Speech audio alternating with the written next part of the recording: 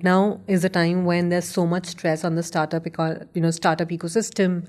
There's so much that also the government of India, and especially the incumbent government under Prime Minister Modi, is doing. Something that I admire him for is his PR machinery.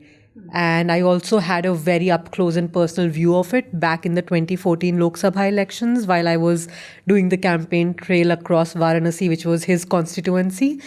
I would love for you to, since you come from that background where you're seeing PR, you're seeing the tech evolving in PR, and you are leading that in the country, and possibly the only player who's doing that phenomenally well for the businesses in India.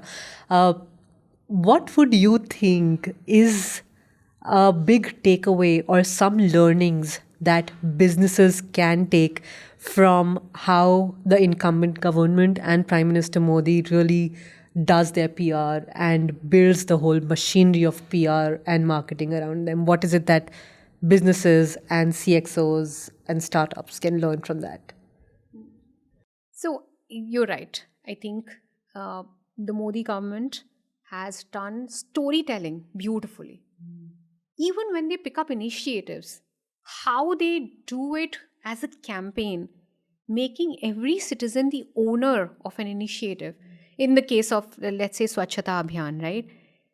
They wrote out a slogan, they brought it to the fore. Everybody was responsible for Swachhata. And they brought it out in a way that there's this, the process was there, the product of, or having all, how you are supposed to implement it. And a slew of people riding it and making it their effort. All of these are makings of a great campaign, communication campaign, and making it successful, right? So, yes, storytelling, having the right product and process around it, and implementing it. I think they've done it beautifully for not just one, many campaigns. And these are initiatives that the government has picked up, but they've kind of, the way they've showcased it is just very beautiful storytelling.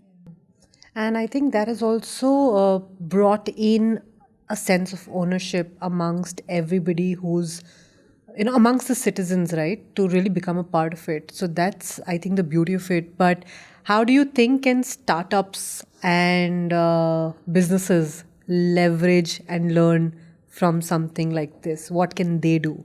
So startups can just implement the same theory. If they are doing something, they're probably doing something disruptive.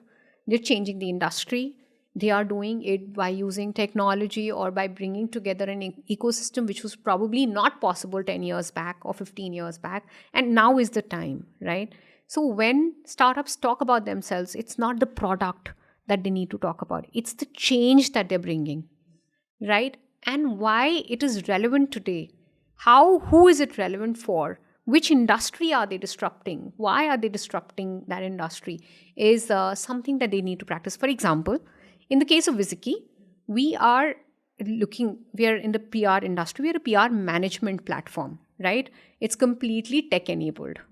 We know that PR in itself is not purely believed in because of the opacity. There's no transparency in the business. People don't know if I do something like this, what would happen.